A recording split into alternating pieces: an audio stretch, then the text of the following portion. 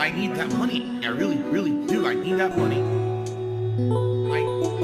really need that money.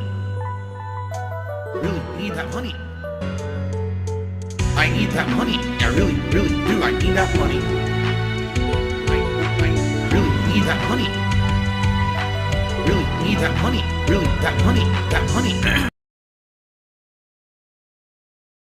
Infinite Wealth, Final Fantasy VII Rebirth, and what else? I think there's like 3 games I think I said Elden Ring Shadows of the Erd Tree, or Shadow of the Erd Tree, right? Like that was my big 3 that I was mentioning I thought I was excited for. And then everything else was kind of an X factor. Like what would be good, what wouldn't be good, like no one really knew.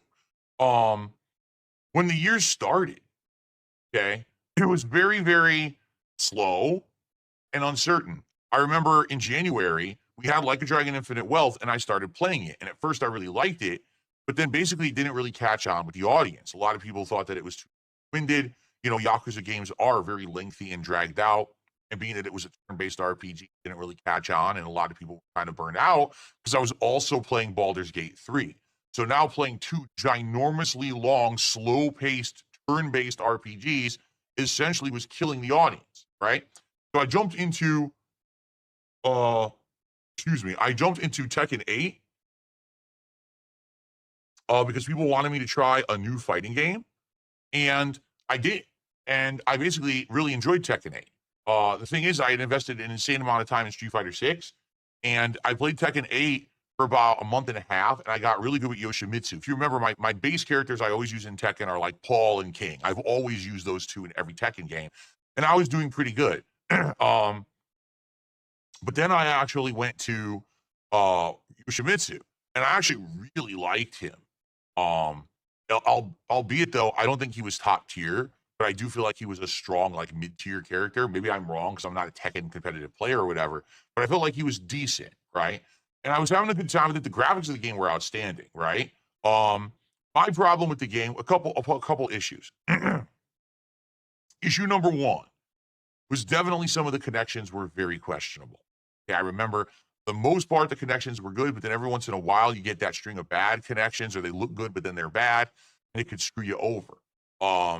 But really my issue with the game was that game, when you hit a certain level, you immediately see the giant skill difference, right? Like it's like, first you're low and everyone's a button masher, then you get mid and everyone knows some basic strategies around them. And all of a sudden it's like there's this giant steeping climb up. And then it continues. So it's like for someone like me, who's just getting back into Tekken for the first time in many years at any kind of a competitive level, it was like, okay, I learned the basics. I learned the mid techniques. All right, time to learn the advanced stuff. Oh, fuck, I can't climb. I'm slipping. I can't get up this incredibly steep mountain, right? It was like it was grease. So you're like clamoring to try to hold on. You're sliding down. And the truth is, if I had invested a lot more time into Tekken, like maybe if I played it 3-4 times a week, 3-4 nights a week, I probably would have gotten really good at it. And I probably would have liked it even more, honestly. You know, I was getting good with June, and then Yoshimitsu was really picking up, and I was learning top-tier strategies and the like. But you get to the point where now it became so specific to learning matchups, to learning little intricacies. Like the best example, you'd be like, well, this character has a completely safe hit string where he hits mid 4 times in a row. And unless you interrupt perfectly with a frame-timed jab, they can immediately just do it again and again. And literally that's the whole round. So I need to sit there and practice the perfect timing for a 1-frame jab to interrupt. And if I can't get the jab, I lose. Yeah, that's Tekken 8. I mean, that's been Tekken for a long time, actually. It's like this when you get to that level, you need to know the little nuance of how to stop certain abusable tactics. And not everyone has that time or desire. And quite frankly, no, I didn't feel like that was going to be worth my time, especially because as I was playing Tekken 8, after about a month of it, people were asking, where's Street Fighter? And I kept saying, well, I can't play 2 competitive fighting games at the same time. I'm not just an FGC guy. I do variety. If I play more than 1 fighting game at a time, you're talking 2-3 streams of each a week. That's more than half my streaming schedule. Now, how do I ever play other games, right? So I had to only play 1 fighting game, and for me, it was Tekken at the time. But then people were complaining, where's Street Fighter? So that was kind of the catch-22 was I couldn't play one and then the other, and people were then craving Fighter 6 again. So I played it for about a month and a half. I loved it. I had to drop it. What else could I do, right? So then we got into some of the other games of the year. Final Fantasy VII Rebirth, which I liked. The audience didn't. Or Dragon's Dogma 2, which I was skeptical about playing, but then everyone said I should play, so I did, and then no one liked it. And that was kind of par for the course of last year. If there was an action-based game, people usually liked it. And if it was anything else, slow-paced, RPG-esque, everyone hated it. It was the year of RPG overload. And I'm sorry. I feel like if it was a different year and these RPGs had been spaced out, like if you actually look on paper at all these games, right? Like a Dragon Infinite Wealth, Final Fantasy VII Rebirth, Persona 3, whatever it was, Reload or whatever the hell it was called. I don't even know what it was called. Dragon's Dogma 2. All of them kind of make sense on paper. But when you have them all releasing within a 3-month window, how on earth is anyone to enjoy them when there's such insanely long, attention-demanding experiences?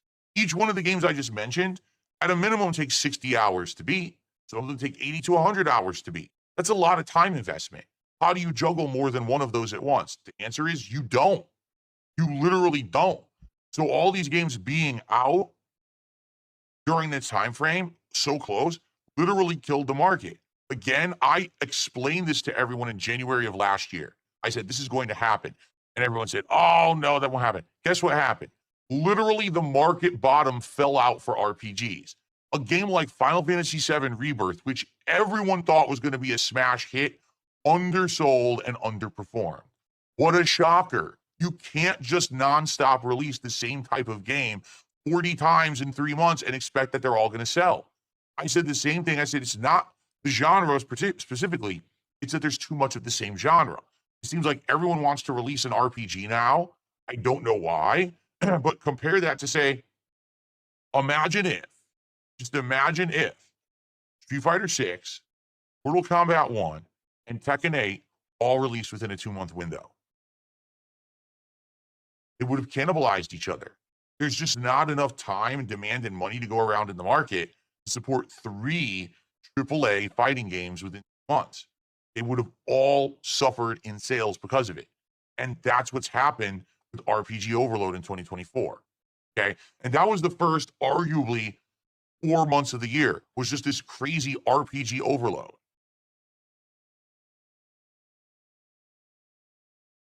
So then what happened? I said, guys, I have to stop playing RPGs. I just have to cold turkey cut them out. And a lot of people had issue with that. You're not going to play Final Fantasy VII. You're not going to play Dragon's Dogma. You're completely skipping this RPG and this RPG and this RPG. Yes, I can't just sit here and play RPGs all day. I would love to. I grew up playing RPGs. They're in my blood. Games like the Final Fantasy series, Chrono Trigger, Suikoden, Earthbound, classics, amazing games. Love them to death. But they just don't work that well as lengthy streaming games. Get it? I kid stream maybe 1 every few months, but you can't stream 2 at once, 3 at once. That's insanity. And I'm sorry, I can't just sit here and play the same kind of game either. Like, let's say, for example, when Final Fantasy VII Rebirth came out, I played it for 2 weeks straight, and that's all I played. So I might have almost beaten it within 2 weeks, and I would have had less than 100 viewers, no support, and I would have went out of business. That's just the nature of the beast. I know what works because I've been around for 16 years. You need variety. You can't just be doing the same game nonstop. People get burned out. Okay, so that's it. And it's hilarious because every time that I say these very factual arguments, people say to me, well, that's not for you, Phil, because aren't you aware that Maximillian dude was able to stream Final Fantasy VII? Maximillian dude, the guy, million subs, insane amount of views, overhyped guy who literally could take a shit on stream and would make $100,000. Yeah, that's a million dude. That's not to scale, you buffoon. That's like, that's like saying a pseudo celebrity can play whatever game they want and make money. No shit. Because people aren't there for the game. They're there for the celebrity appearance. I'm not a celebrity. I don't know how many of you know this yet. I'm not a celebrity. When you compare me to these people, you're insane. All right, you're literally nuts.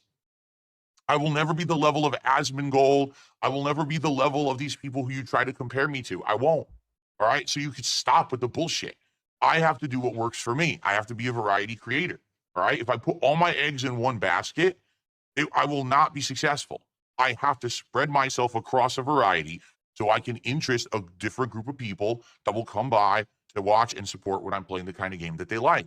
But it can't be the same kind of game all the time, you know? So there you go. So anyway, yeah, so what happened was I stopped playing RPGs. And what happened is when I stopped playing RPGs, guess what happened? My views jumped. My support jumped. Everyone, Darkside Phil here.